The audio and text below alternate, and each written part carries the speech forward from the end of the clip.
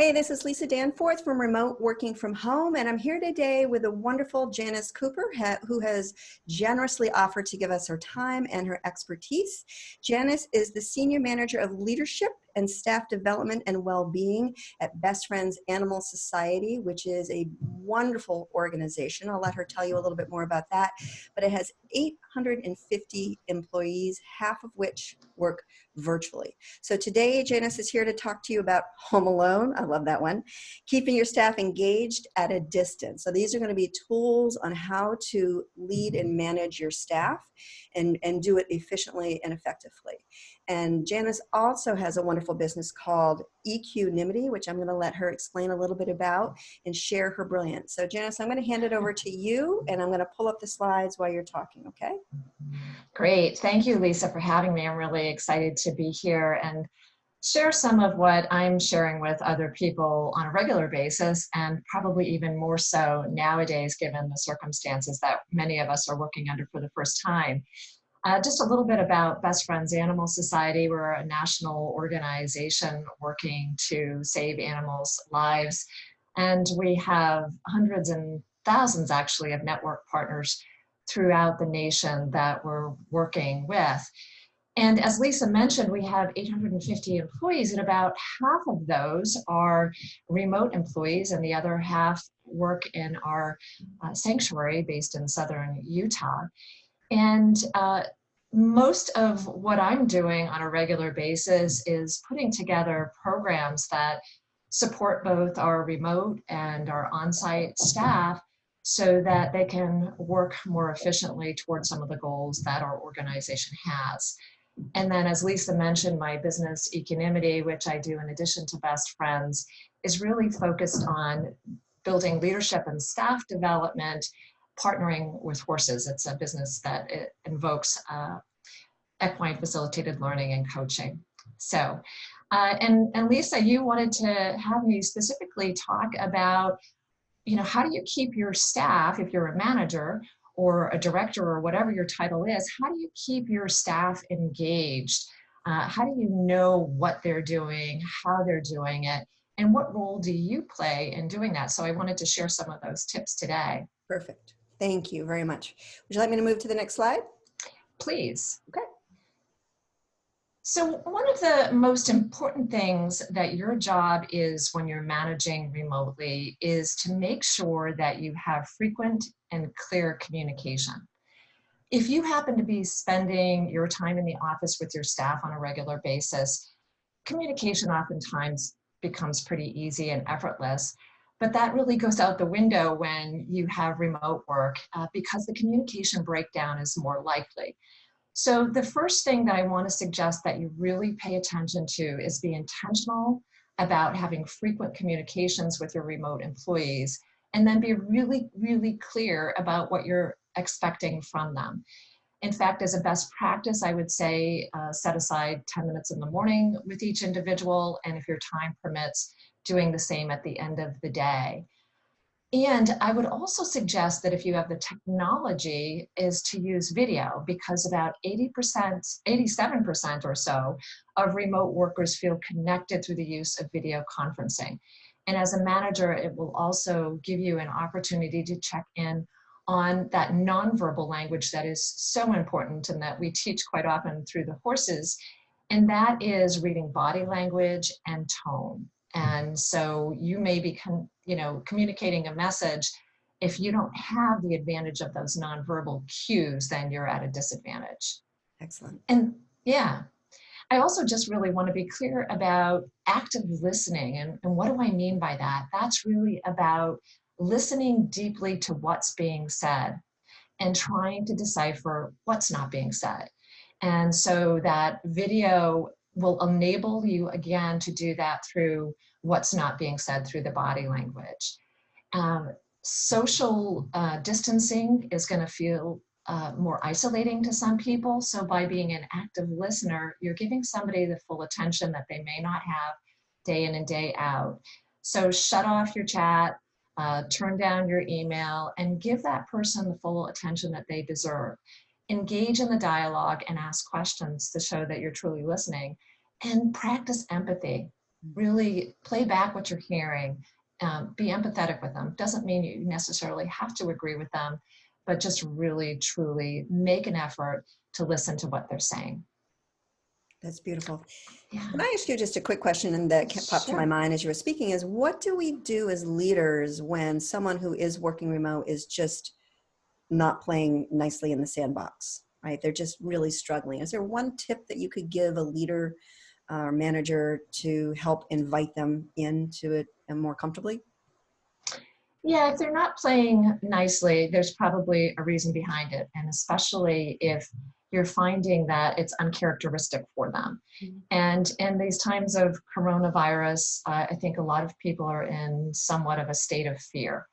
And fear often causes us to operate in ways that we don't like to operate in, we're not aware of, and it's just a natural reaction as a human that when we step into fear, our cognitive brains start shutting down, our eyesight narrows, our blood pressure goes up, we're getting ready for fight or flight. And so it's just really helpful nowadays to be aware that people might be in that state, they may not be themselves, and encourage them and do whatever you can to keep them busy, recognize that they're valued, and again, be empathetic in how you're listening to them. I think you also want to set some expectations with people as well. So Lisa, if you wouldn't mind going to the next slide. Well, I just want Uh, to throw in there what I really heard you sure. say was compassionate curiosity instead of Yeah. judgment. Yeah. Yeah, I love that phrase, compassionate curiosity, because we can go about our day making all kinds of assumptions and we may be totally incorrect and we may be judging other people too. And so it's important to sit down and have the conversation, ask what's going on for them. How are you making out? Is there anything that I can do to help? It goes a long ways to building trust as a leader. And you may find that relationships start shaping and morphing in different ways. And then speaking of trust, sometimes leaders, especially if they're not used to managing remotely, may not completely trust the situation. Not that they don't trust the person, but they are uncomfortable with the newness of, is somebody going to be doing what I expect them to do? And I always like to say that if there are performance issues, you need to check in on expectations because oftentimes expectations are different with an employee than what you have. And in fact, 50% of US employees, remote or not, don't know what's expected of them at work. So using SMART goals, if any of you are familiar with that, you want to make sure that you are having a discussion with your employees at home about what is it that you expect of them to do, how are they going to be measured, do they have the tools and the resources to actually be successful in getting that done? And at the same time, is it realistic that they are able to achieve what they're being asked of rather? Do they have the training? Do they have the experience? Again, do they have the tools and resources? And then finally, when do you want it to be accomplished? Don't assume that they know. Set some concrete dates, set milestones along the way. And if things are not happening within that time frame, then that's the basis for your discussions going forward. Like what's not happening, what's in your way, but what barriers need to be removed. Again, compassionate curiosity. Yes, exactly, Lisa. So move on. Yeah, let's move on. I do want to say that when people aren't used to working at home, even when they are, loneliness can be a real challenge and is typically experienced by about 20%. And I would venture to say we're going to see that go up probably 2 times as much, if not 3, because remote employees are used to being able to meet people for lunch, cup of coffee, go out after work, go to the gym. And we all know right now that all of that is being restricted through the coronavirus. So loneliness is and can make people feel less motivated and less productive. So develop those richer conversations. Get curious, make sure that you're communicating a lot and make it perhaps a higher quality than you might otherwise. Again, ask those direct questions. I need to know how you're doing. How are you making out? Is it too quiet at home? Are there too many distractions? Is there anything that you need to be more successful in this arrangement? And out of sight, out of mind can be a real problem too, which means you need to increase your availability to employees as they're working from home. So make sure you have that conversation about the way that you want to be contacted. Is it text? Do you have a tool that you can chat through? For instance, we use uh, Microsoft Teams at Best Friends and it works really well. Or do you prefer email? So understand and communicate how you want to be communicated so that they can be successful in doing that with you. That's beautiful. Stay connected, be Yeah, intentional. It's wonderful. yeah, yeah. And treat people as individuals. We all have different styles. You have some, people that are very vivacious and they're going to struggle though not having that human connection that they're used to in the office. Other people are going to be shy and perhaps an introvert. In a group meeting, you're going to want to prompt them to let them know that you're going to be calling on them next. That way they can get their thoughts together, because oftentimes introverts don't speak up impromptu because they want to get all of their words and their thoughts together so that they can talk in front of a group. So again, know the needs of the individuals. If you don't know, ask them about it, and make sure that you're getting your group together as well. Group meetings can really keep connection going. It can maintain the culture. And there's a lot of really neat virtual games and other kind of get to know you that you can take advantage of for those group meetings. I love what you said a few minutes ago about really understanding who you're speaking to. Is it an introvert, extrovert? Are they high energy? Are they low energy? And I just want to mention that we're going to be doing an interview with Rhonda Burns from Rhonda Burns Consulting, who works with sales. And she deals and works a lot with emulating. So noticing what the other person, are they speaking as fast or slow? Are they more analytical, or do they want a story, that type of thing? And I just really heard you saying that, of just being aware of how the other person is showing up and shifting your energy towards that so that you can be more effective and of better service to your team. So thank you. Yeah. It's hard to keep in mind that we're not all alike. We're each different and are going to work differently. We're going to communicate differently. And the more as leaders we can make that adjustment, the better connection, the stronger relationships that we're going to build.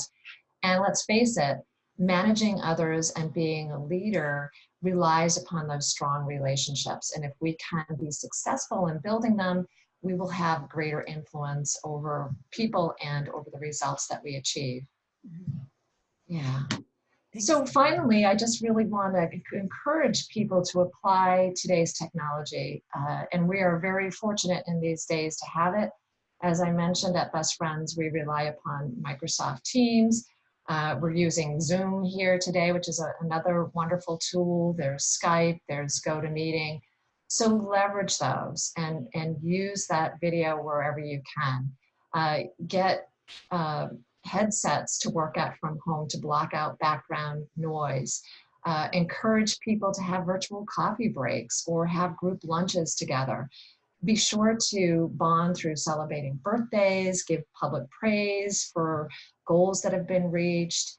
I mentioned doing some group activities. There's one called Flat Desks, where you can just have people stand above their desk, take a snapshot of their desk, and then share it in group meetings, or have people take short little videos around their home. It's a great way to get to know one another on a different level than you'd ever have the opportunity to in the office. And then finally, unrelated to technology, but so important, is to encourage people to take mental breaks. Encourage them to step away from the office when they need to. This is going to require a little bit more flexibility for people, but it's so important so that they can maintain that mental focus that they need to do their job. So encourage your staff to go for a walk, play with their pet, and set boundaries, know when to shut the door at the end of the day so that they can be fresh and be ready to go the next day. That's beautiful. As you're speaking, it's really making me think of how all of this social distancing could really bring us closer. And when we lean into it and are intentional about it, it could really create a very cohesive community. So thank you very much for You're sharing welcome. all of your brilliance and your expertise. And just to sort of finish up, if you could let people know where they can um, contact you if they have any more questions or want to know about Best Friends Animal Society, how to support them. Um, Yeah, great. Thanks for asking. First, you can contact me. Probably the easiest way is Janis Cooper at Gmail, JanisCooper at Gmail. As far as Best Friends Animal Society goes, can really use your help these days. We have had to shut down a number of our life-saving centers across the country and foster out animals, and just make preparations for our staff not being able to get where they need to be. So check in with your local shelters also, see if they need any help. Fostering animals is a great way to also bring us some joy and pleasure while we're isolated at home. And you can visit us at bestfriends.org. So thank you for having me today, Lisa. thank Best you. of success and stay healthy, everybody. Yeah, absolutely. Thank you, everyone. Please comment below if you have any questions, any insights or whatnot. Let's share and really be able to build this community and support each other and have it all be about a culture of caring. All right. Thank you.